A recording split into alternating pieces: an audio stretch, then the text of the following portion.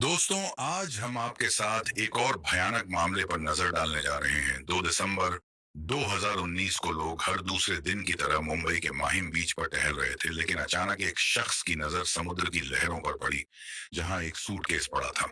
Suitcase को देखते ही उसे लगा कि शायद इसमें कुछ कीमती चीज होगी, इसलिए वह जल्दी से उसकी तरफ गया। लेकिन जैसे ही वह उसके पास पहुंचा, तो उस शख्स को बहुत ही अजीब सी और बहुत ही गंदी बदबू आने लगी। तो वह तुरंत समझ गया कि इस सूटकेस में जरूर कुछ गड़बड़ है। तो उस शख्स ने तुरंत पुलिस को फोन किया और पुलिस को सारी बात बताई। कुछ देर बाद पुलिस भी मौके पर पहुंच गई। इसके बाद सूटकेस को खोलकर देखा गया, लेकिन सूटकेस को खोलते ही वहां मौजूद सभी लोगों के होश उड़ गए, क्योंकि उन्होंने ऐसा नजारा पहले कभी नहीं देखा था। क्योंकि उस सूटकेस में एक इंसानी लाश, एक कटा हुआ हाथ और एक पैर था। और यह तो लाजमी है कि यह सब देखने के बाद हर कोई हैरान हो जाएगा।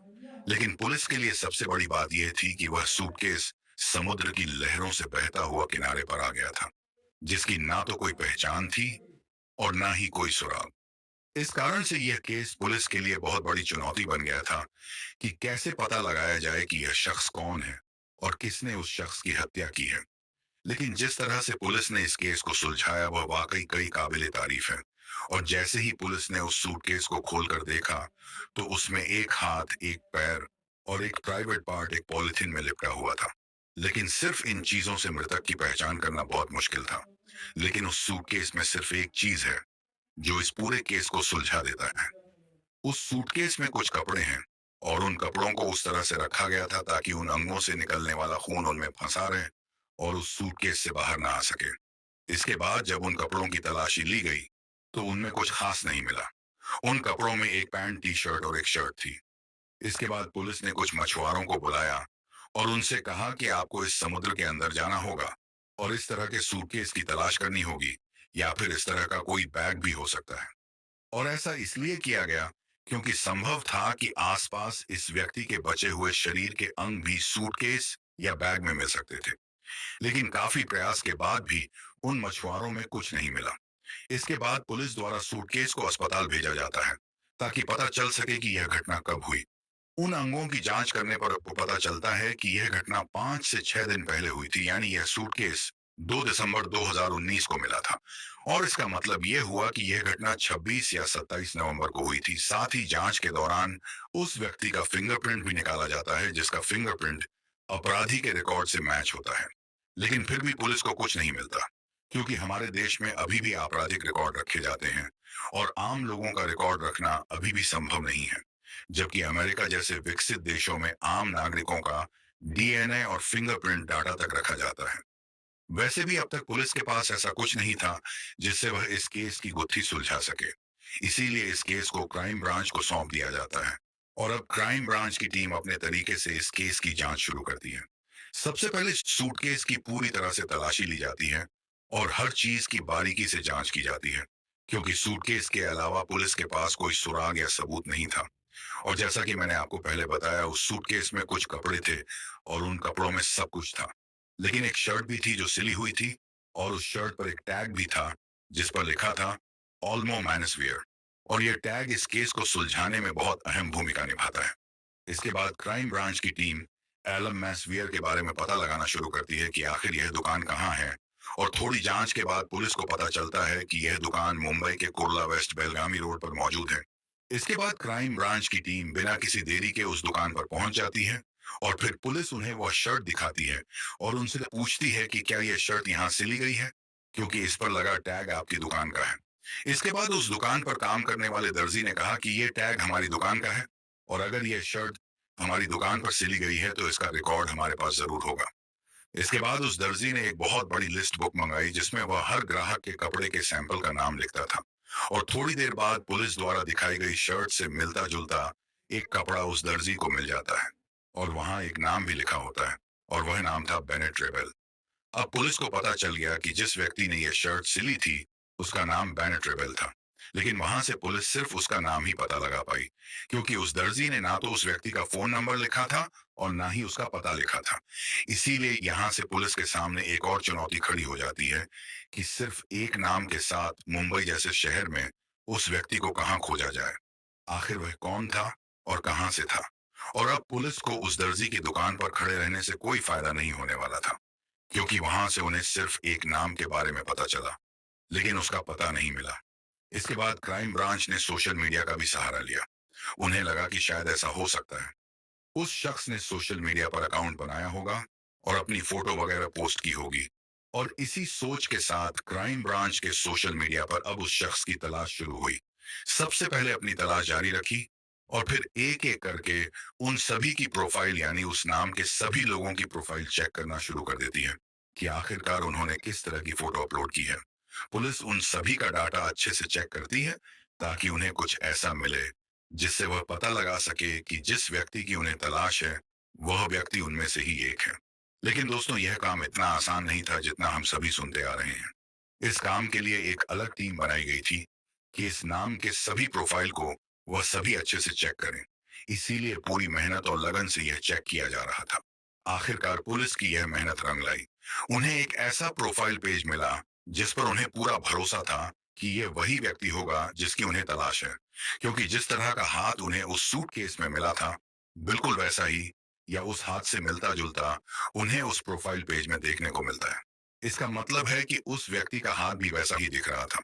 इतना ही नहीं, जब उस व्यक्ति की प्रोफाइल को अच्छी तरह से चेक किया गया तो पुलिस को एक ऐसी फोटो भी मिली जिसमें उसने वही कपड़े पहने हुए थे जो उस सूटकेस में समुद्र के किनारे मिले थे। और इसी के साथ यह कंफर्म हो गया कि पुलिस जिस व्यक्ति की तलाश कर रही थी वह वही व्यक्ति है। थोड़ी और जांच के बाद पता चला कि वह एक संगीतकार है जो गिटार पियानो बजाता है और अपनी जिंदगी जीता है। उसकी प्रोफाइल और वॉट्स देखने पर एक और आईडी मिलती है जिसकी फोटो उसने क्लिक करके अपनी प्रोफाइल पर अपलोड की थी। और उसी दूसरी आईडी में उसकी पूरी डिटेल दी गई थी, यानी उसके घर के पते से लेकर उसके फोन नंबर तक।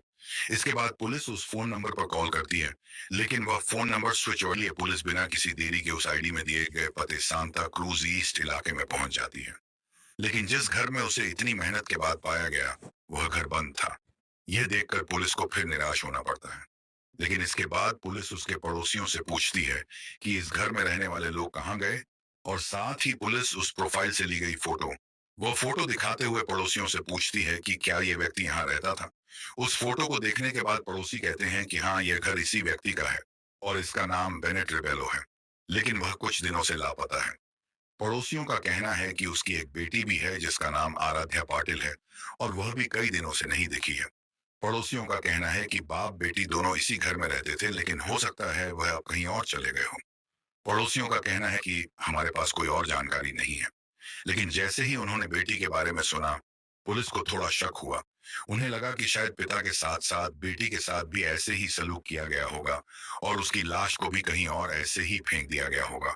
यानी यह मामला और भी पेचीदा होता जा रहा था। अब सिर्फ सवाल ही उठ रहे थे, लेकिन अभी तक कोई जवाब नहीं मिल रहा था। इसके बाद पुलिस ने ताला तोड़ा और घर की जांच करना सही समझा, और फिर पुलिस ने ताला तोड़ा और घर के अंदर चली गई। इसके बाद घर की पूरी तरह से जांच की गई और जांच के दौरान पुलिस को एक नोटबुक मिली जिस पर लिखा था, मैं एक बुरी लड़की हूं जिसने मुझे पनाह दी, पाला पोसा, मैंने उसे ही मार डाला। पापा मुझे माफ कर दो, बहुत बहुत माफ कर दो, मैं एक बुरी लड़की हूँ।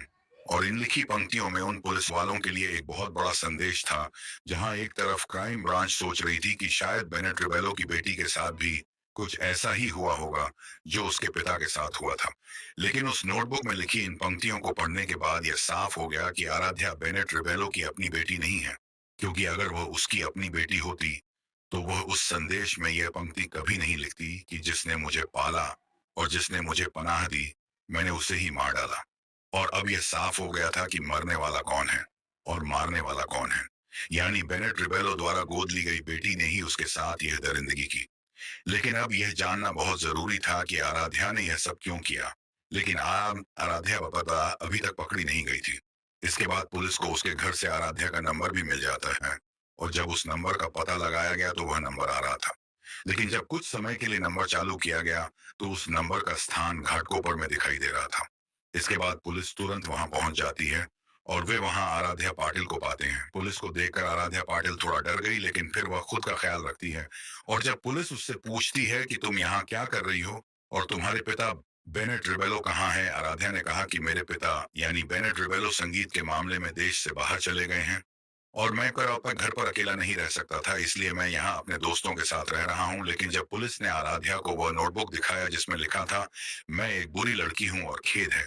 इसे देखने के बाद बेनेट रिबेलो की बेटी यानी आराध्या समझती है कि पुलिस को पूरी सच्चाई पता चल गई है और अब झूठ बोलने से कुछ नहीं होगा। इसीलिए आराध्या ने स्वयं स्वीकार किया था कि हाँ, मैंने अपने पिता को मार डाला है और उसके शव को पाने के लिए मैंने उसे अलग अलग सूटकेस में फेंक दिया था और उसे समुद्र में फेंक दिया था। आराध्या पाटिल ने बताया कि उनके पिता यानी बेनेट रिबेलो ने उन्हें गोद लिया था। उसने उसे पाला भी था और सब कुछ ठीक चल रहा था। लेकिन कुछ समय बाद एक दिन आराध्या एक लड़के से मिलती है। वे दोस्त बन जाते हैं, वे अपने नंबरों का आदान प्रदान करते हैं और धीरे धीरे वे प्यार में पड़ जाते हैं। हालांकि उस समय लड़का केवल 16 साल का था और आराध्या उससे कई साल बड़ी थी। वैसे भी वे बात करने लगते हैं और एक दिन आराध्या ने अपने 16 वर्षीय प्रेमी से कहा कि हालांकि उसके पिता ने उसे गोद लिया था, वह उसका शोषण कर रहा था। वह उसके साथ संबंध बना रहा था जिससे वह बहुत परेशान थी। यह सुनकर आराध्या का 16 साल का प्रेमी उग्र हो गया और उन्होंने आराध्या से कहा कि आप यह सब कैसे बर्दाश्त कर रहे हैं। उसने तुम्हें अपनी बेटी के रूप में गोद लिया था, फिर वह तुम्हारे साथ यह सब कैसे कर सकता है, और इसके लिए आपके पिता को निश्चित रूप से दंडित किया जाएगा। इसके बाद 23 नवंबर 2019 को वे दोनों एक साथ पहली बार बेनेट रिबेलो को मारने की योजना बना रहे हैं, लेकिन वे इसमें सफल नहीं होते हैं। फिर 26 नवंबर 2019 को जब बेनेट रिबेलो घर पर नहीं थे, उस समय आराध्या का बॉयफ्रेंड उनके घर आया था और वे दोनों इस बारे में बात कर रहे थे। इस वजह से आराध्या पाटिल को बहुत गुस्सा आ रहा था कि उसके पिता ने उसके साथ ऐसा घिनौना काम क्यों किया। और जैसे ही उसके पिता बेनेट रिबेलो घर आते हैं, आराध्या अपने पिता के साथ लड़ने लगती है। तुमने मेरे साथ ऐसा क्यों किया? तुमने मुझे एक अच्छे पिता की तरह क्यों नहीं पाला? यह सुनने के बाद बेनेट रिबेलो अपना गिटार उठाता है और आराध्या के प्रेमी को मारने की कोशिश करता है, क्योंकि बेनेट रिबेलो समझ गया कि इस लड़के ने आराध्या को उकसाया है, क्योंकि उस दिन से पहले आराध्या ने इस बारे में कभी कोई सवाल नहीं किया था। लेकिन जैसे ही रिबेलो उस लड़के को मारने के लिए दौड़ता है, उसकी बेटी आराध्या उसके सिर पर जोर से वार करती है और वह गिर जाता है। उसके गिरते ही आराध्या उस डंडे से अपने पिता को कहीं जोर से मारती है। इससे बेनेट रिबेलो बेहोश हो जाता है और फिर आराध्या पाटिल जल्दी से घर में रखे कीटनाशक स्प्रे की पूरी बोतल उसके चेहरे पर खाली कर देती है। हालांकि उस समय भी बेनेट रिबेलो जिंदा था, लेकिन इसके बाद उन्होंने उसे चाकुओं से गोद कर उसकी हत्या कर दी। फिर वे उसे घसीटते हुए बाथरूम में ले गए और बाथरूम में डाल दिया। वहां बेनेट रिबेलो की लाश पड़ी थी।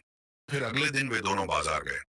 वहां से वे दोनों एक सूटकेस और एक चाकू खरीदते हैं। फिर उन्होंने चाकू से बेनेट रिबेलो की लाश को छोटे छोटे टुकड़ों में काट दिया। लेकिन जब वे चाकू से नहीं काट रहे थे, तो वे चाकू को बार बार गर्म करके काट रहे थे। और उसने यह भी बताया कि उन्होंने हथौड़े से उसकी हड्डियां तोड़ दी थी। और फिर उन्होंने सूटकेस में लाश की टुकड़े भरकर उसे वहां की मीठी नदी में फेंक दिया। और फिर बैग समुद्र में आ गया और समुद्र की लहरों के साथ बहता हुआ सूटकेस मुंबई के माहिम बीच के किनारे पहुंच गया।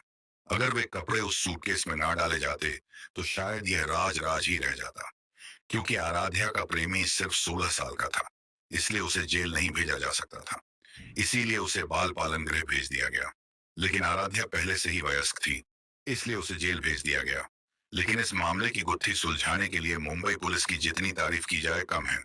और पता चलता है कि अगर पुलिस सही तरीके से जांच करती है, तो वह अंडरवर्ल्ड से किसी भी अपराधी को ढूंढकर उसे वहां से भी बाहर निकाल सकती है और वह उसे सख्त से सख्त सजा भी दिला सकती है। दोस्तों, इस पूरी घटना के बारे में आपकी क्या राय है? हमें कमेंट बॉक्स में जरूर बताएं। और अगर आपको हमारा प्रयास पसंद आया, तो इस वीडियो को लाइक और शेयर जरूर करें। अगर आपने अभी तक चैनल को सब्सक्राइब नहीं किया है, तो हमारे चैनल को सब्सक्राइब करें। धन्यवाद।